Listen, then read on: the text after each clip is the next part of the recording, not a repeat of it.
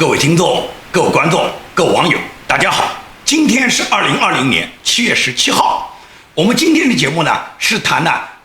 现在美国多位政界人物他们都争当人类公敌。那么在香港国安法通过之后，美国呢出台了多项针对香港国安法的对中共的各种打击制裁措施。现在呢，美国几个参议员呢又提议了一项救生艇计划。所谓救生艇计划，就是专门救助香港港人的。美国国会参议员卢比奥和托德扬，卢比奥就是最近被中共已经制裁限制的这个参议员卢比奥和托德扬，以及连同民主党的参议员叫梅莱德斯，他们一起呢做了一个提案，这个提案叫香港避风港提案。这个避风港提案被他们称为叫救生艇提案。这个救生艇提案是什么意思呢？就是说美国给予香港人2等难民资格，美国境内外的任何一个地方，美国的领事馆都可以申请。也就是过去你要申请美国的这个难民你必须人已经到达美国境内，向美国的移民局提出申请。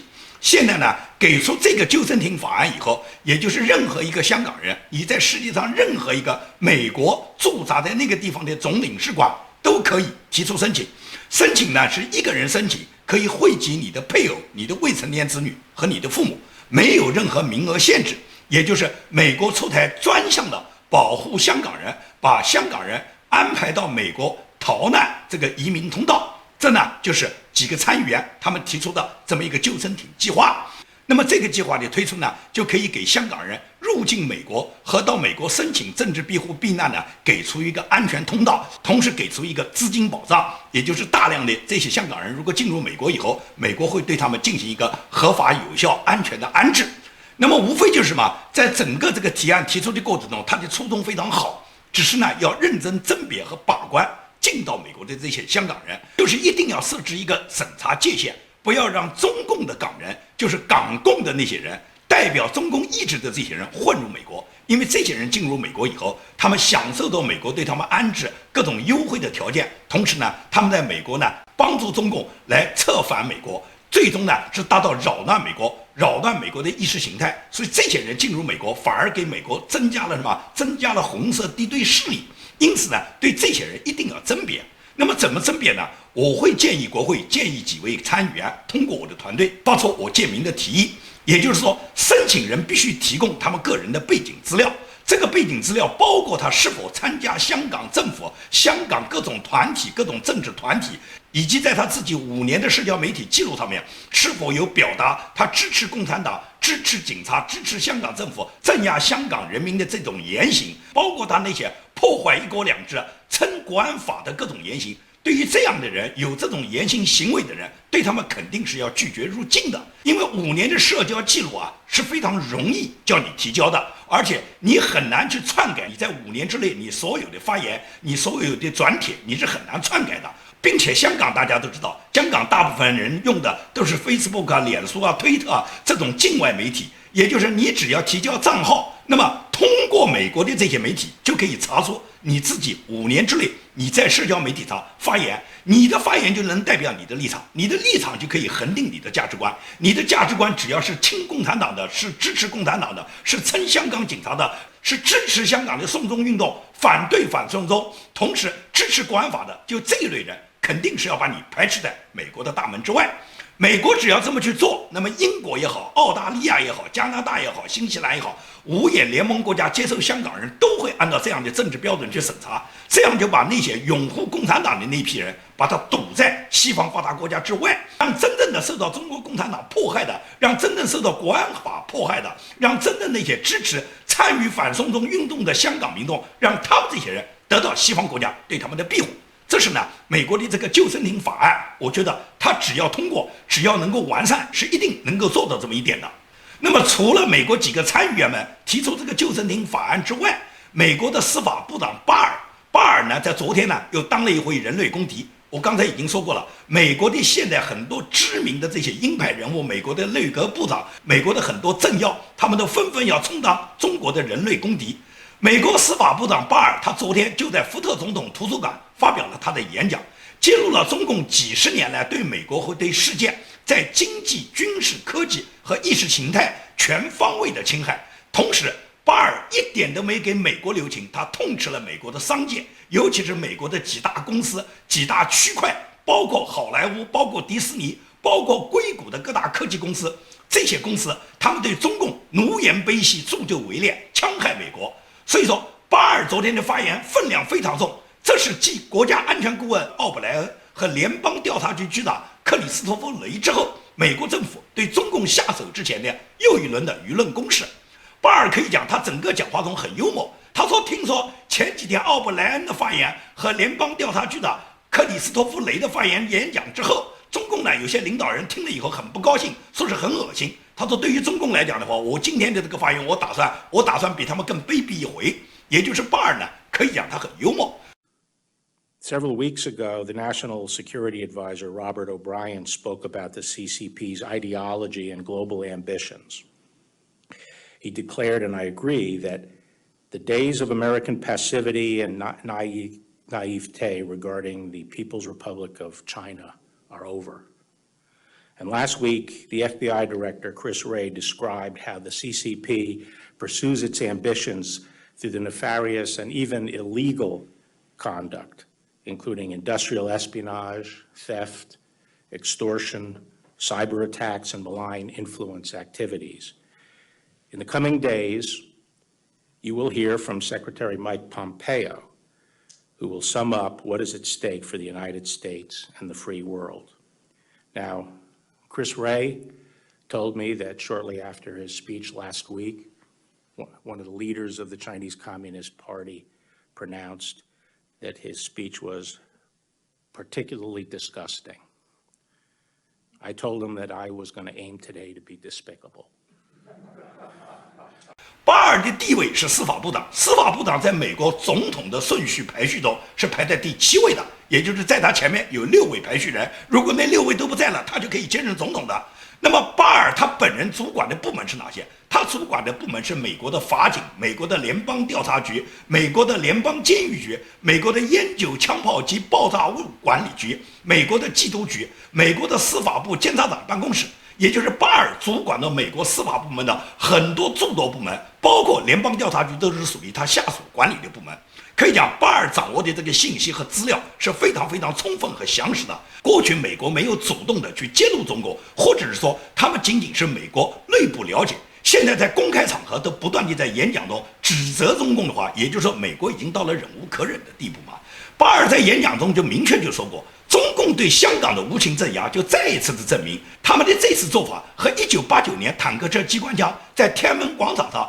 对付民主抗议人士、对付手无寸铁的青年学生和北京市民是完全是一样的嘛。说中国经过30年的变化，他们并没有距离民主更近，而它仍然是一个威权的一党统治的专制的邪恶的国家。也就是美国帮助了中国，希望中国的这个经济做大的同时，希望中国能够得到民主发展，能够离民主更近。但是30年下来的实践，我们已经看到了，中共比过去更加邪恶了。香港的国安法出台，就让我们看到了，再一次证明了中共跟1989年6四在天安门广场镇压学生的那个政权没有任何区别。The General Secretary of the Chinese Communist Party, Xi Jinping, who has centralized power to a degree not seen since the dictatorship of Mao Zedong, now speaks openly of China moving closer to the center stage, building a socialism that is superior to capitalism, and replacing the American dream with the Chinese solution. From the perspective of its communist rulers, China's time has arrived. Americans hope that trade and investment would liberalize China's political system. The fundamental character of the regime has never changed. As its ruthless crackdown of Hong Kong demonstrates once again, China is no closer to democracy today than it was in 1989 when tanks confronted pro-democracy protesters in Tiananmen Square. It remains an authoritarian, one-party state in which the Chinese Communist Party wields absolute power, unchecked by popular elections, the rule of law, or an independent judiciary. If what happened in China stayed in China, that would be bad enough. But instead of America's changing China, China is leveraging its economic power to change America. 所以说，你听完巴尔的整个这个讲话，你认为难道他的分量还不够重吗？他特别的强调，中国人真的是不要脸。在中国人的字典里面，认为跟我们中美之间的所谓双赢，就是他们赢2次。他说不知道他们怎么会说出这么不要脸的话的。那么巴尔的讲话里面，我们可以看到，巴尔是既批评了美国的一些高科技公司，包括迪士尼公司，包括好莱坞的公司，包括 NBA 球队，包括华尔街里面很多这些金融大佬，他们因为自己的利益，他们牺牲美国的价值观。这是巴尔对他们的警告，告诉他们，美国联邦调查局已经完全掌握这些人勾兑中共的各种证据，也就是随时可以把这些违反美国价值观、触犯美国法律的公司和个人，把他们送上法庭。这就是巴尔整个讲话里面的分量，也就是你可以看出，美国的政要纷纷批评中共，他们批评中共绝不简简单单是对中共进行一些口号式的讨伐，而是他们有非常多详实的证据。而这些证据如果一旦列出来，不仅仅是可以沉重的打击中国，同时对美国那些勾兑中共的这些大型组织、这些科技公司、这些好莱坞、迪士尼这些公司的领导人，对他们个人都有可能受到美国司法的打击。那么昨天除了巴尔讲话，蓬佩奥在昨天他也专门针对中美关系，他发表了他自己新的谈话，他就表态，美国呢是拒绝呢在道德上去以牙还牙的。所谓叫道德上以牙还牙，他举的例子就是说，去年有一位著名的新闻媒体的资深专栏作家曾经问过他，是否有任何理由可以认为中国比美国的道德水准低。 We must reject moral equivalency. Last year, a very well-known senior columnist for a major American media outlet asked the following question: Is there any reason to believe that China is a less moral place than the United States? Let it take 2 seconds to answer that today. There is indeed every reason, not only to believe, but to know that our exceptional nation secures infinitely more freedom for its citizens than the CCP will ever permit. 那么中国是不是比美国道德水准低呢？要这么去看，第一的呢是像金灿荣这一类，这个所谓双赢就是中国赢2次，就是金灿荣的话，是专制思维的中共的道德低，中共的道德低已经低到没有底线。中国人民如果在解除专制之后，道德会恢复得很快的。你可以看台湾，可以看香港，你就可以找到答案。美国并不是说道德水准肯定就高于中国。我可以讲，举一个例子来讲的话，就是戴口罩防止感染是最起码的一个道德公德，尤其是现在在整个这个武汉疫情、新冠疫情对美国还在不断的肆虐，美国有大面积的感染，美国死人就死了10几万，在这个状态下，各个州对每一个人到达公共场合必须戴口罩都有严格的规定，但是就是有人不遵守。那么这种不遵守就显然他没有把他的道德水准放在正常的水平。7月14号，密歇根州伊顿县就发生了这么一件事，就是有一个男的他不戴口罩进入了一家便利店，和一个戴口罩的77岁的老人发生了口角，他就拿出他随身所带的刀，把老人捅为重伤。捅为重伤以后他就逃跑了。那么这个店主自然就是报警。报警呢，因为当地呢这个黑人命贵的运动以后，已经导致了密歇根州呢警务经费大幅度的削减，也就是很多警察呢已经下岗了，很多警察上不了班，根本没有警察。那么这种情况呢，对于美国那些民主党所控制的州呢非常普遍，包括纽约州，包括我们加州，很多警察已经下岗了。所以在这种情况下，对于这个凶手持刀捅伤人然后逃跑的事情，店主报警以后，人家这个密歇根州伊顿县他就没有那么多警力来保障。那么接警以后，当时离这个店最近的只有一名女警了。这个女警她立即就赶过来，然后就追赶这个行凶的肇事者。她用半个小时左右的时间，才最终然后截停了这个肇事者。这个肇事者她一看是一个女警，她就拿着刀走向这个女警。女警多次命令她把刀放下，而这个凶手居然反过来要求女警把武器放下。所以这个女警在凶手步步逼近她的情况下，不得不在近距离对她警告以后对她开枪。哪知道呢，枪出问题，也就是子弹没有准确的打出去，枪弹卡了壳。但是这个女警临危不惧，很快的调整了她枪里面的故障以后，然后连续击发，最终把这个家伙把他打倒了。然后这个人送到医院以后，最后医院宣告不治，这个人死亡了。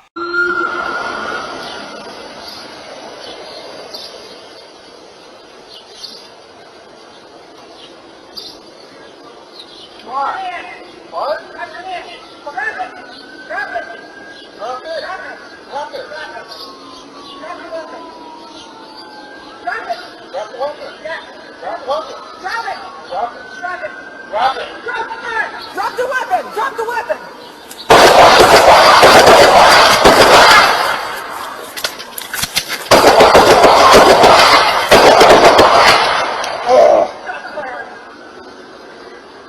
Down. Get on your shoulders now. Get on your shoulders.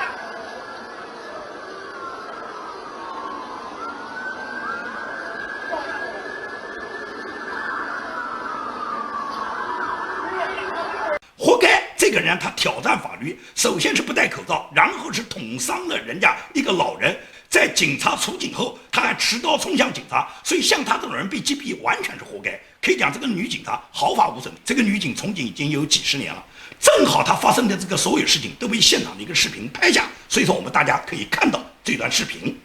因此，我们可以这样讲，谈不上美国的道德水准比中国就高到哪里，也不谈我们中国人民的道德水准就比美国低。这就像蓬佩奥讲的，绝不在道德上面搞什么以牙还牙。中国人是因为中共专制的统治，导致了中国现在的道德无底线。如果废除了专制，中国人民的道德水准马上就会得到提升。我不讲嘛，你去看看台湾，去看看香港，他们的道德水准，他们的价值观，就是未来民主后的中国人民的他的价值观和他的道德水准。美国现在对中共它的揭露，不仅仅是从美国政要方面，包括美国的科学方面。美国总统的科学顾问，白宫科学技术政策办公室的主任叫德勒格迈尔，他在福克斯新闻网站在16号就登载了他的一篇文章。他说，中共过去40年来啊，在全球和美国开展了200多项的人才招募计划，在全球范围内至少招募了有7000多个人才。这个所谓千人计划只是中共招募人才计划里面的一类。那么中共通过千人计划和他的不同的各种招募人才的计划，吸引了大量的科学家。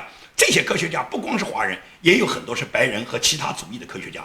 这些科学家很多人是被中共秘密招募，中共引诱美国部分的科研人员，中共给予他们大量的经费，然后诱使他们在中国开设实验室，通过不正当的手段秘密转移美国的科研成果和美国的知识产权。他举的例子就是哈佛大学化学系的主任，全球顶尖的化学专家利伯教授。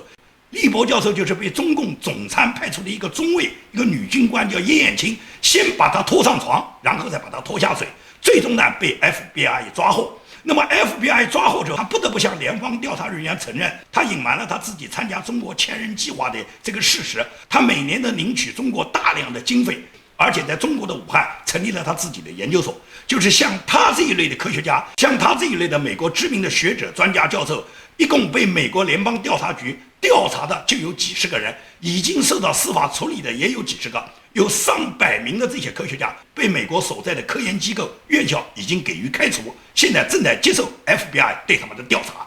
根据白宫这个科学顾问他披露的这个现在的这个数据，就是美国现在的科学家，这个科学家指的是美国籍，就包括华人，也包括那些其他族裔的，包括白人啊或者其他族裔的科学家，一共呢现在受到美国 FBI 调查并且要被控罪的有54个。你就可以看到中共对美国渗透到多么厉害，就是美国尖端的科学部门的各个学者、各个科学家，现在被美国 FBI 抓获正在控罪的都有50多个，还有很多逍遥法外的呢。所以说呢，中共对美国的这个渗透啊，它已经进行了几十年，这几十年下来，对美国它已经产生了巨大的伤害。这个伤害是波及到美国的政治、经济、科学、文化、军事各个方面。巴尔在他整个的这个司法部长的这个报告里面，他的这个演讲报告里面是全面阐述了中共对美国的这个各种渗透。因为作为巴尔的司法部长是主管联邦调查局的，他掌握的信息非常多啊，也就是美国现在对中共已经到了忍无可忍。那么忍无可忍现在一直是这么传说，就说是不是对中国共产党员要给予禁止。这两天呢传说很多，我昨天呢也做了评说。我认为呢，对中共党员对他们完全禁止呢，在操作起来有一定困难性。很多网友不同意这个意见，认为这可以操作。我也知道，我理解这些网友的心情，是可以操作，操作最起码是可以。如果美国宣布了这条禁令，最起码是对中共的知名官员、知名党员中共那些有名有姓的人士对这些人就完全禁止住了，因为这些有名有姓、有地位、有社会成就的人是很容易辨别他们的党员身份的，就至少是中共的高官、中共的达官显贵、中共的这些红顶商人，像马云这一类，就再也不可以进入美国了。这一下子呢，就可以大大的打击中共的这些爪牙和帮助中共去敲诈人民血汗的这些权贵、中共的高官。首先是可以遏制住中共的高官队伍，这一点呢肯定是有效。但是呢，我更希望什么？美国能够把这个9000万党员啊，如果你要禁他，首先就要禁止他的合法性。因为你为什么要禁止9000万党员进入美国啊？首先就是这9000万党员，他所在的这个组织就是个恐怖组织嘛，他就是个邪教组织嘛。如果美国能够把中共定为邪教，把中共定为共产主义新纳粹，把中共当作纳粹一样来打击，那么就简单了。因为你看这个全世界走到哪里也不敢搞纳粹活动，走到哪里也不敢讲我是纳粹分子，走到哪里也不敢打纳粹的这个党旗。但是中国人在哪都敢去挥舞共产党的大旗，在哪都可以标榜自己是共产主义，自己是共产党员。所以说，当美国如果宣布共产党就是一个邪教组织，共产党就是一个恐怖的共产主义新纳粹组织，那么对共产党的打击就行之有效了。就是任何人一旦打着共产党的旗号，马上就是过街老鼠，人人要阻止嘛。而且共产党的高官100%是进不了美国嘛，在这种情况下才可以有效的把共产党全部驱逐出美国，这是绝对可以做的。而中共呢，跟美国呢，我觉得他们现在就是相向而行嘛。因为美国现在打击禁止共产党员入境美国，中共正好，中共求仁得仁啊。中共现在不是出台禁止公务员移民吗？那么这样中美目标不就是完全一致吗？中共不让他们党员走，美国不让党员来，双赢啊！中共不是赢2次吗？也就是美国不允许中共党员来了，也就是中共党员你就待在中共国，跟中共一起去反对美帝国主义。对于普通党员来讲，可以讲没有那么高的需求。对中共的高官，他们才愿意把自己的儿女统统放到美国去。为什么华春莹那么着急啊？华春莹他女儿在美国啊。为什么耿爽那么着急啊？耿爽是共产党员啊。所以说，如果禁止共产党员入境美国，耿爽第一个得滚回中国去。华春莹的女儿、耿爽的女儿，通通都要回到中国去，不就这么简单吗？因为党员和党员家属嘛，所以这一点是很好判别的。因此，美国我认为，首先是宣布共产党是邪教，把共产党定为恐怖组织。一旦共产党成为恐怖组织以后，那么这个恐怖组织的成员到哪都要被世界各国对他们进行打击，这才可以说是国际上面铲除中共的一个法理基础，有了合法性。也就是共产党是纳粹组织吧，纳粹组织就是要打击吧，那么全球共组织，这样共产党就会在美国，按照蓬佩奥讲，就说本届内阁他们下一个任期，也就是川普总统如果连任的话，整个川普总统他这个内阁在下一个任期的任务就是铲除中国共产党，先把共产党定为纳粹，先定为邪恶的恐怖组织，然后全球共组织，大家一起铲除恐怖组织，最终共产党就分崩离析。在川普的第2个任期，美国就完成他这个计划，那么打击从今天就开始。所以说，我认为共产党要想活下去的机会已经很少了。好，节目的最后我要说一下，我这个节目底下呢，经常有这样的评论，就是对我在整个节目里面插播各种图片或者视频，有的人呢有各种看法。我唯一要解释的就是，我插播的所有图片和视频都是配合我这个节目里面，配合我演讲内容的，它是非常有必要的。昨天有一个人给我留言，我就不知道他这个脑子是不是猪脑子。他说你插播了华春莹的视频，我就要举报你，我反对你。我不知道他这个脑子里面装的是脑浆还是狗屎。我插播华春莹的视频是因为我对华春莹要进行批判，我不把他的观点，我把他的语言亮出来，我怎么去批驳他呢？你会不会写作呢？你作为一个作者，如果你要批驳别人的观点，你不把别人的观点亮出来，你怎么批驳呢？所以在这种情况下，我觉得很多人是莫名其妙对我这个节目里面横挑鼻子竖挑眼。你可以绕道，你可以不看啊，我没有强迫你来看啊。我插播的任何视频图片都是我配合节目宣传制作编辑的需要。我可以讲，我每次制作一期节目，我每天要花很多个小时。今年以来，自从今年武汉疫情爆发以来到现在，我就没上过任何班。我每天在家里面就是做视频，每天用在我自己制作视频上面要达8到10个小时。我每天晚上就开始收集资料，对第二天要播出的这个视频里面所有的图片、视频，我都要事先进行编辑和剪辑。因为我做我的节目就纯粹叫做自媒体，就是我一个人干，所以说花费我大量的时间。我每次编辑、裁剪、收集这些图片和视频，都花费我大量的时间和功夫。我要收集太多的资料，我每天要看太多的网上资料。每天晚上我把提纲写好了以后，已经是星斗满天了。第二天一大早起来，我就开始制作我的节目。365天，我天天如此。我每天在我自己的这个工作上，我从不忽悠我的网友。我做每一期节目都是精心制作，都倾泻着我建民所有的心血。我没有什么别的追求，我的目的就是唤醒国内那些还在昏睡的民众。我的目的就是为了激起海外所有的华人民众，他们能够对共产党的本质认识得更加清楚。我的目的就是唤起所有和我建民同道的战友，我们能够凝聚起力量，最终一起反对共产党，把共产党早日铲除。我的目的就是我吴建民在我有生之年，我能够回到我的家乡，回到我父母的身边，能给我的父亲坟前上一炷香，能给我母亲尽一个晚年最后几年的孝心。我就这么简单。所以说我自己做节目是精心制作的，你愿意看我的节目你就看，你不愿意看你就绕道。你那些废话啰嗦的，一会儿要求我时间节目长了，一会儿要求我时间节目短了，一会儿说我讲话快了，一会儿说我情绪太激动了，你不喜欢你就绕道。我不需要为你来改变，我的节目就保持我自己一贯的风格。3年了，快有1000期，建民每天都这么坚持。我不希望那些对我指手画脚的人，你自己能够坚持不懈地去做一件事，你做了试试看。1年365天，你每天不间断，你每天做一件事，你把这件事做完了以后，你才知道你需要付出多少艰辛的劳动和时间。对这个问题，我就最后做一次解释。我节目里面我插什么图片，我插什么视频，我这插还是不插，都是我根据我节目制作的需要。所以说，喜欢的朋友欢迎你们支持我，不喜欢的朋友请你绕道。好，今天的节目就讲到这里，谢谢大家。